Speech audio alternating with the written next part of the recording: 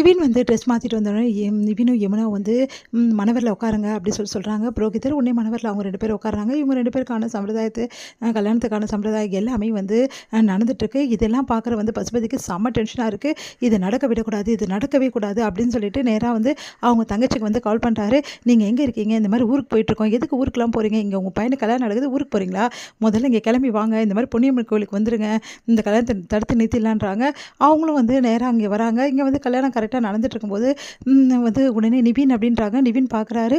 அப்படியே பார்த்துட்டு அப்படியே நிற்கிறாரு. என்ன மாப்பிள்ளை, உங்கள் அம்மா அப்பா வந்திருக்காங்க, எழுந்துக்காமல் அப்படியே வந்து உட்காந்துருக்கீங்க, எழுதுக்குங்க முதல்ல, வந்து மணவரில் விட்டு எழுந்துக்குங்க அப்படின்னோடனே, என்னம்மா நீ அமைதியாக இருக்க, நல்லா வந்து இந்த கல்யாணத்தை எல்லாரையும் திட்டி வந்து உன் பிள்ளைய கூட்டிகிட்டு போமா, வாமா நிவினை கூட்டிகிட்டு வரலாம் அப்படின்னோடனே, நில்லுங்க அப்படின்னு சொல்லிட்டு சொல்கிறாங்க. ஜெயா, இந்த கல்யாணம் வந்து எங்கள் விருப்பப்படி தான் நடக்குது, நாங்கள் இந்த கல்யாணத்தை நிறுத்த வரல அப்படின்னோடனே எல்லாம் அதிர்ச்சி அடைகிறோம். அப்போ எதுக்கு வந்தீங்க அப்படின்னு சொல்லிட்டு கேட்குறாங்க. நான் வந்து கல்யாணத்தை பார்க்க தான் வந்தேன், என் பிள்ளை கல்யாணம் நாங்கள் பார்க்காமே நடக்குது, எங்களால் தாங்கிக்க முடியல, அதனால தான் திரும்பி வந்துட்டோம் அப்படி சொல்கிறாங்க. உடனே வந்து அதான் சொல்லிட்டாங்கல்ல நிவினோட பெற்றவங்களே, இதுக்கப்புறம் என்ன இருக்குது பசு, நீங்களும் முடிஞ்சால் நின்று பாருங்கள், வந்து இல்லைனா கிளம்புங்க அப்படின்ற மாதிரி சொல்கிறாரு. அதெல்லாம் கேட்டு பசுபதிக்கு ஒன்றும் புரியல. நீ என்னம்மா சொல்கிற அப்படின்னோடனே, ஆமாம், இதை பற்றி எதுவும் பேச வேணாண்ணா, அமைதியாக இருந்துருங்க, நடந்து தான் ஆகும் இந்த கல்யாணம், வேறு வழி கிடையாது, நான் வழி இல்லாமல் தான் சம்மதிக்கிறோம் அப்படி சொல்கிறாங்க. அதெல்லாம் கேட்டு பசுபதி செம்ம டென்ஷனாக இருறாரு. உடனே விஜய் வந்து, கேட்டிங்களா பசு, டைம் ஆகிடுச்சு, தேவையில்லாமல் பிரச்சனை பண்ணிட்டு இருக்காதீங்க, உங்கள் வேலை என்னமோ பாருங்கள், புரோகிதர் டைம் ஆகிடுச்சு, தாலி எடுத்து கொடுக்க சொல்லுங்கள் அப்படின்னோடனே தாலி எடுத்து கொடுக்குறாங்க. நிவின் வந்து அப்படியே மனசு கஷ்டப்படுறாரு. எல்லாரும் ஆசீர்வாதம் பண்ணுறாங்க. அப்போ வந்து நிவின் வந்து யமுனா கழுத்தை தாலி கட்டுறாரு. உடனே வந்து நிம்மதி அடைகிறாங்க. யமுனா சந்தோஷப்படுறாங்க. இதை பார்க்குற காவேரிக்கு அப்படியே கண்ணில் தண்ணியாக ஊற்றுது. அவங்களால சந்தோஷம் தாங்கவே முடியல. அப்படியே வந்து பார்த்துட்டு வந்து நம்ம விஜயை பார்க்குறாங்க. அடுத்து விஜய் வந்து கூல் அப்படின்னு சொல்லிட்டு அப்படியே கையை காட்டுறாரு. அடுத்து வந்து எல்லாருமே வந்து அப்படியே பார்த்துக்கிட்டே இருக்காங்க. ரிஜிஸ்டர் வந்து டைம் ஆகிடுச்சுங்க, ரிஜிஸ்டர் பண்ணிடலாம் அப்படின்னோட கையெழுத்து போடுறாங்க. இங்கே வந்து பொண்ணுக்கு நாங்கள் 2 பேர் இருக்கோம், மாப்பிள்ளைக்கு யார் இருக்கா, அவங்க அம்மா அப்பாவே இருக்காங்க, அவங்களே போட்டு தாய்மாமன் வேறு இருக்காரு அப்படின்னோடனே உடனே பார்த்து முறைக்கிறாரு பசுபதி. உடனே வந்து அவங்க அம்மா அப்பா கையெழுத்து போடுறாங்க. இதெல்லாம் பார்த்துட்டு வந்து பசுபதி செம்ம டென்ஷனாக, பசு என்ன பசு நீங்கள் உடனே போயிடுறீங்க, பொண்ணு மாப்பிள்ளை ஆசீர்வாதம் பண்ண வேணாவா அப்படின்னோடனே அப்படியே பார்த்து முறைச்சிட்டு கிளம்புறாரு.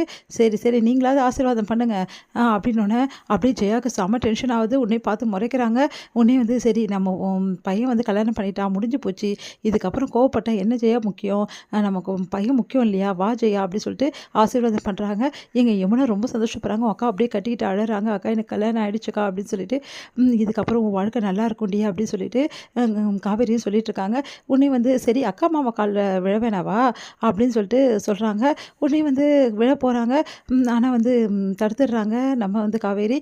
வேணாம் அதெல்லாம் ஒன்றும் வேணாம் அப்படின்னு சொல்லிட்டு கங்க்ராட்ஸ் பண்ணுறாங்க. என்ன காவேரி நீ நல்ல சீனை மிஸ் பண்ணிட்டியே அப்படின்னோடனே, அவங்க 2 பேரும் காலில் நம்ம காலில் விழுந்து நல்ல விஷயம் தானே, நம்ம ஆசீர்வாதம் பண்ணுறதுனோட அப்படியே நிவின் பார்த்து முறைக்கிறாரு. அடுத்து வந்து சரி சரி ஓகே ஓகே எல்லோரும் ஒரு செல்ஃபி எடுத்துக்கலாமா அப்படி சொல்லிட்டு செல்ஃபி எடுத்துக்கிறாங்க. என்ன சார் எல்லாமே ஓகே தானே, இதுக்கப்புறம் உங்களுக்கு சட்ட ரீதியாக எந்த பிரச்சனையும் இல்லை, எதுவும் வராதுங்க அப்படின்னு சொல்லிட்டு அந்த ரிஜிஸ்டரும் போயிடுறாரு. புரோகிதர் வந்து என்ன புரோகிதரே, நேற்றெல்லாம் சந்தேகத்தோடு பார்த்தீங்க, ஏன் காலையும் சந்தேகத்தோடு பார்த்துட்டீங்க, இப்போ வந்து உங்களுக்கு சந்தேகம்லாம் தீர்ந்துச்சா, அதான் கல்யாணமே நடந்துச்சு அப்படின்னு சொல்கிறாரு.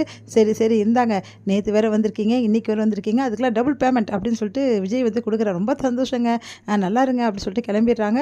இங்கே வந்து சரி ஓகே கல்யாணம் முடிஞ்சிச்சு, அப்பா இப்போ தான் நிம்மதியாக இருக்குது, என்ன காவேரி இப்போவாவது நிம்மதிப்படுவியா இல்லையா அப்படின்னு காவேரி வந்து விஜயை பார்த்து முறைக்கிறாங்க. என்ன காவேரி இப்போவும் என்னை முறைக்கணுமா அப்படின்னோடனே, ஒன்றும் இல்லை தேங்க்ஸ்ங்க அப்படின்றாங்க. நான் நினச்சி கூட பார்க்கல நிவின் வருவாருன்னு சொல்லிட்டு, அவர் ரொம்ப கோவமாக இருந்தார்ல அப்படின்னோடனே, அதான் வந்துட்டாரே கல்யாணமே முடிஞ்சு போச்சு, இதுக்கப்புறம் என்ன இருக்குது அப்படின்னோடனே, ரொம்ப தேங்க்ஸ், நீங்கள் எப்படி இப்படிலாம் பண்ணீங்க மாமா அப்படின்னு சொல்லிட்டு கேட்குறாங்க. அதெல்லாம் அப்படிதாம்மா அப்படின்னோடனே காவேரி வந்து பார்க்குறாங்க. காவேரி நேராக விஜய் கிட்ட வராங்க. கிட்ட வந்துட்டு ரொம்ப நன்றிங்க, நான் ரொம்ப பயந்துட்டு தெரியுமா அப்படின்னோடனே, நீ பயப்படக்கூடாது காவேரி, உனக்காக தான் இவ்வளவும் பண்ணேன், வேறு யாருக்காகவும் கிடையாது, அதனால் சந்தோஷம் தான் எனக்கு முக்கியம் அப்படின்னு சொல்லிட்டு கையை பிடிக்கிறாரு.